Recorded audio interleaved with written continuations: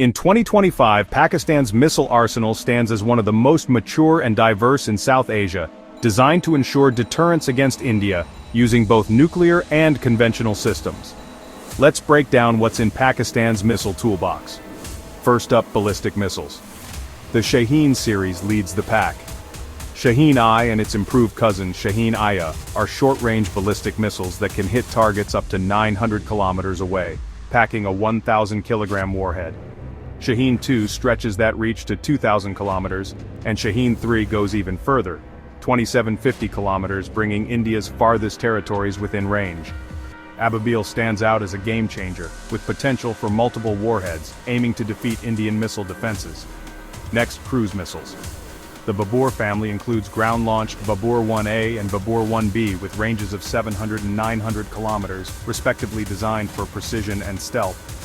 Babur 3, launched from submarines, provides Pakistan a survivable sea-based nuclear strike option.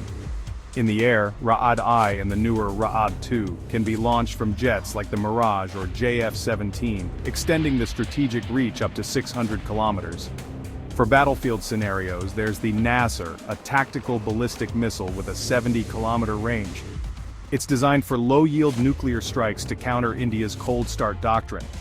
There's some buzz about hypersonic glide vehicles and space launch capability, but right now, no confirmed tests or indigenous launch vehicles. Strategically, Pakistan follows a policy called full-spectrum deterrence. That means it aims to deter threats at every level: strategic, operational, and tactical.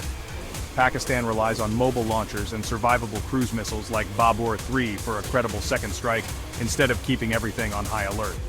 All nuclear assets are tightly controlled by the Strategic Plans Division under the National Command Authority.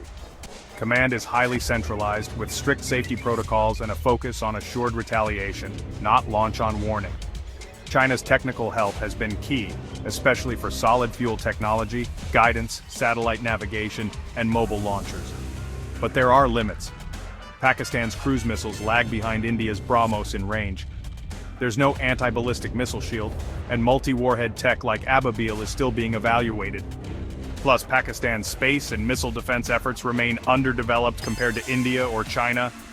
Bottom line, Pakistan isn't chasing an arms race. Its focus is credible minimum deterrence, emphasizing mobility and survivability over massive intercontinental systems. In a tense region, these systems are designed to send a clear signal: deterrence, not escalation. If you found this useful, don't forget to like, share, subscribe, and hit the bell icon for more deep dives into global security.